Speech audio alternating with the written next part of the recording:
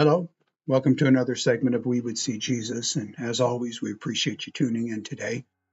Today, we're going to talk on the subject of motherhood. So, tomorrow is Mother's Day. It's the day of the year that we celebrate mothers.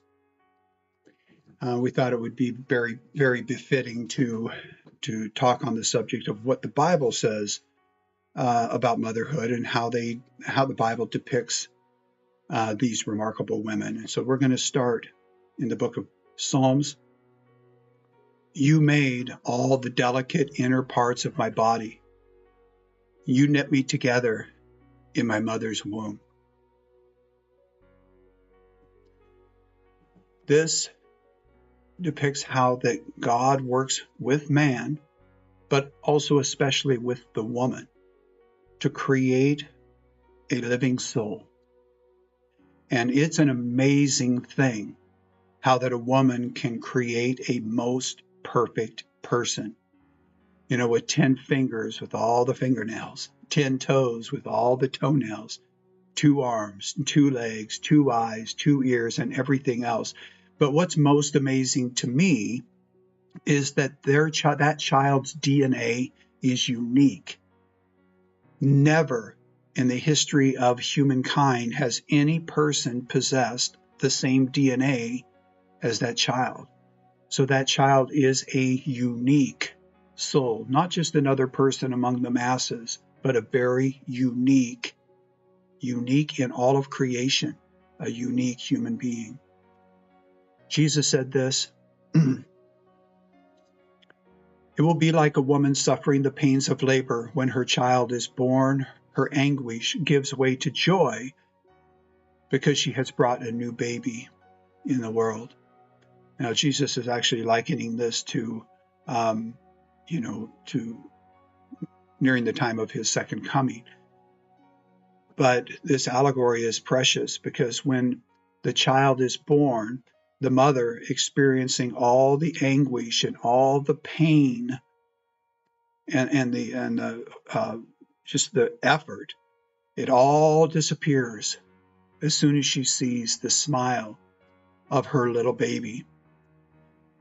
You know, I've known dozens of women who openly declare their desire to have a baby.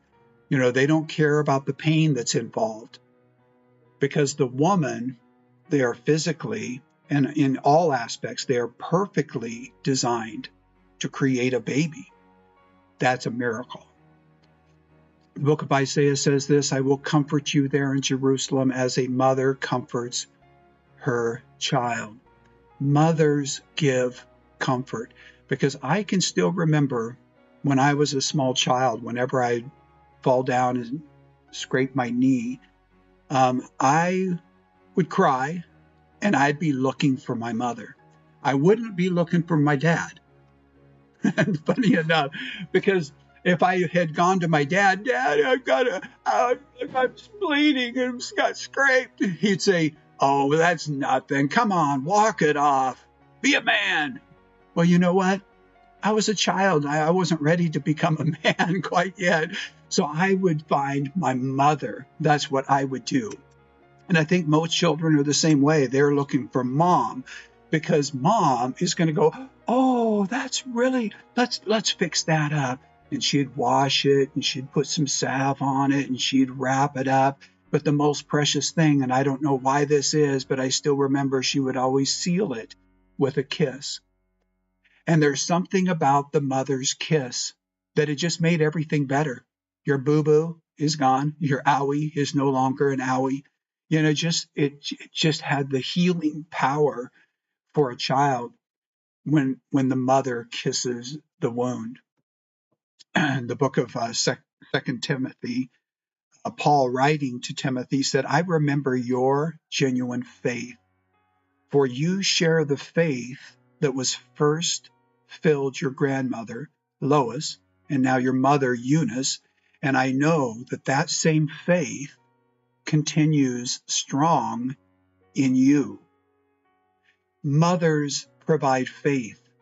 Faith truly can be hereditary. It's passed down to children. It's passed down to grandchildren.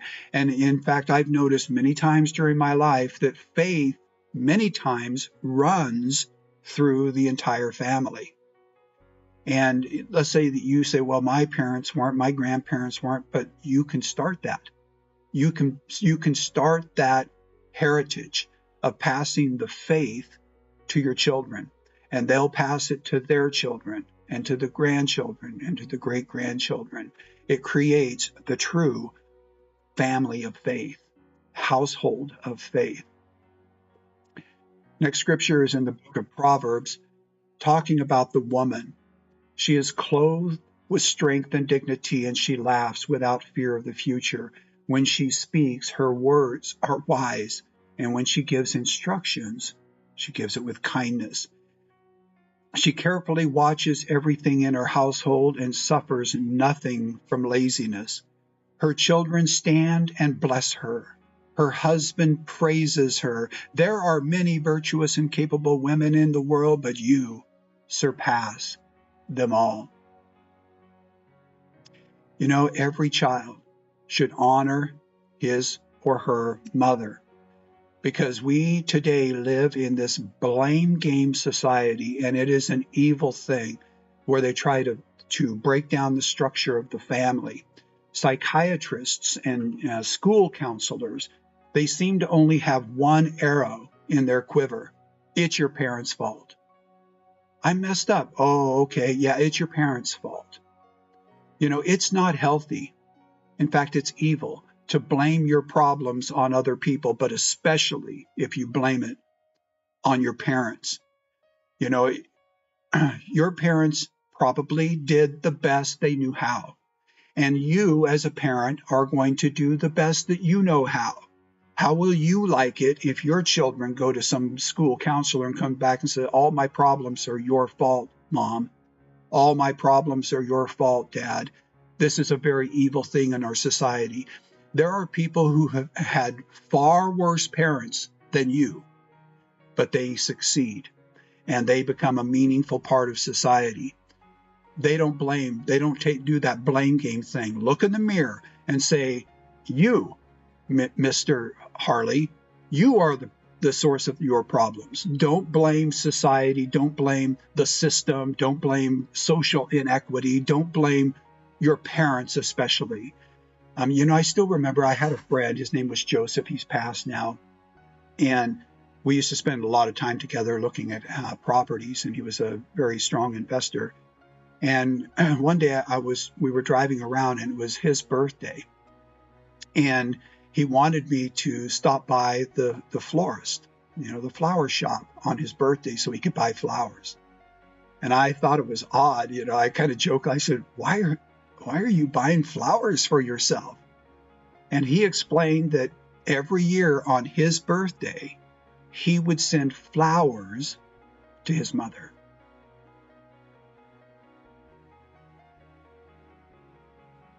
I was deeply humbled by that.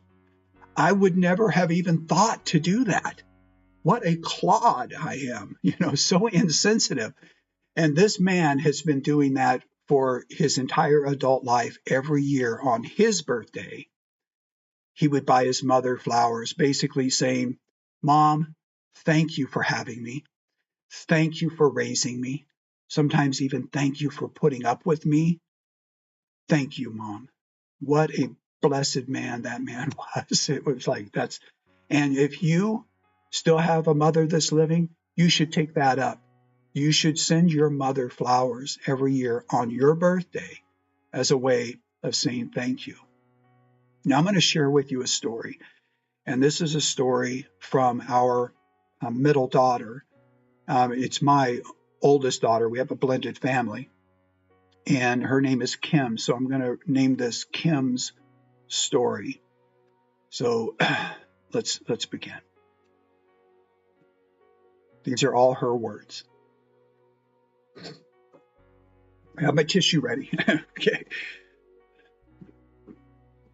For as long as I can remember, I've wanted to be a mom. not necessarily as a conscious thought, but I innately knew I was meant to be a mom. I didn't have the drive to make that happen, though, until I met Eric. I knew immediately that he would be the father to my children. I had been in relationships before Eric, but none had ever made me feel like it was my time to become a mom. That's why when we married in 2015, we started trying to build our family right away. No one in my immediate family had ever experienced infertility at this point, so I was expecting we would get pregnant right away. But almost 1 year of trying later, and we still weren't pregnant. In 2016, we sought help. We were sure we would find answers, but we found the opposite. All testing was normal, and we were diagnosed with unexplained infertility.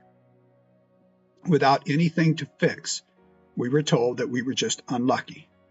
And I took that to heart. Getting pregnant is not about luck, it's about being blessed. So if I wasn't being blessed, what did I do wrong? What did I do to deserve the despair of infertility? It's not a comfortable feeling to be in a place where you are questioning God, but I was there. Why would God allow women to get pregnant who would just go on and abort their babies? Why would God allow a drug user to carry a baby and infect them with their addiction? Why wasn't I worthy? Why was my body broken? Why? We decided to take matters into our own hands, and we spent about a year undergoing fertility treatments to no avail. We continued to be unlucky, to be unblessed. At the end of 2016, the doctors told us our next step would be IVF. We were already under a mountain of medical debt, depression, and our marriage was strained because of the stress.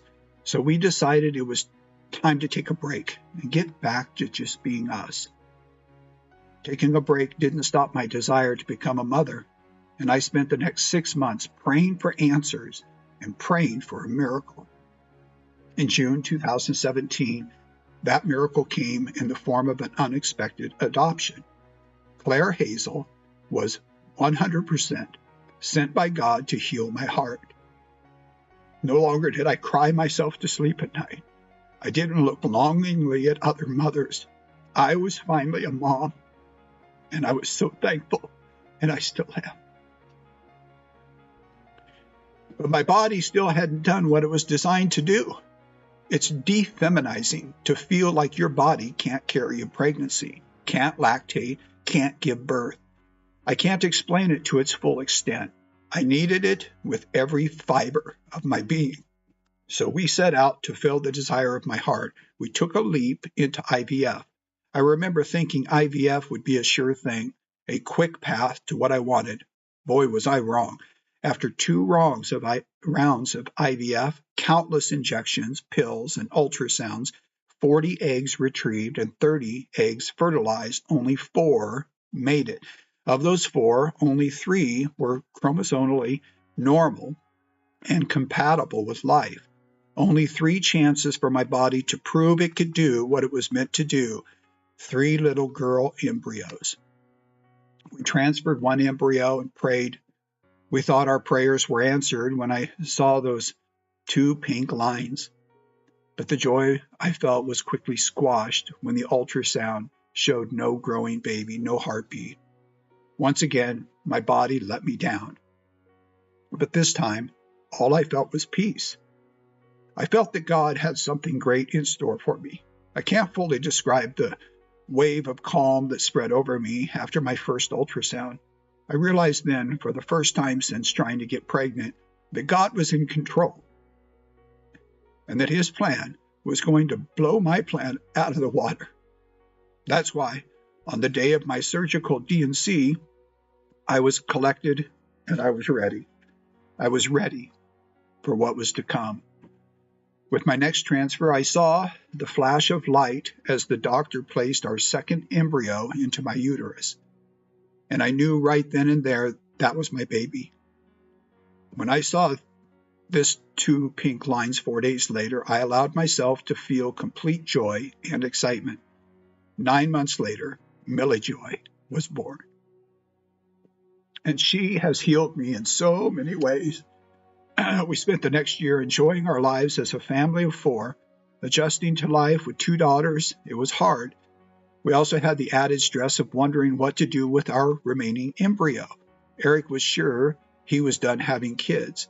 I, on the other hand, wasn't so sure. But again, God had a plan.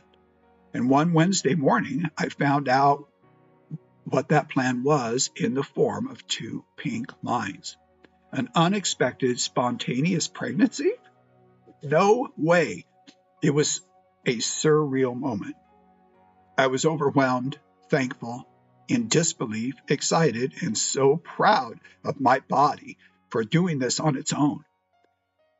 It was a surreal day for Eric too, or should I say a surreal few months. It took a while for him to come around to the idea of having 3 kids. I don't think it was until we found out we were having a boy that he allowed himself to get excited. I couldn't blame him, though. I was just as excited to be having a boy as well. After adopting a daughter and having 3 female embryos, I didn't think having a boy was in the cards for us. Once again, God's plan was bigger. Calvin Victor was born on September 15, 2022, and he looks just like his daddy, and he is obsessed with his mommy.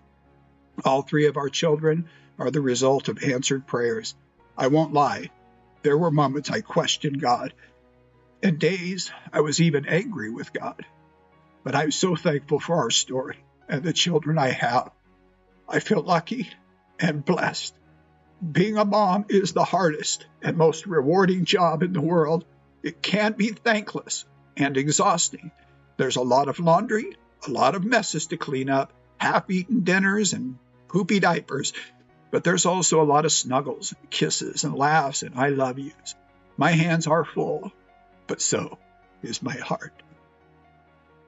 That's what we have for today. God bless you all. See you next week.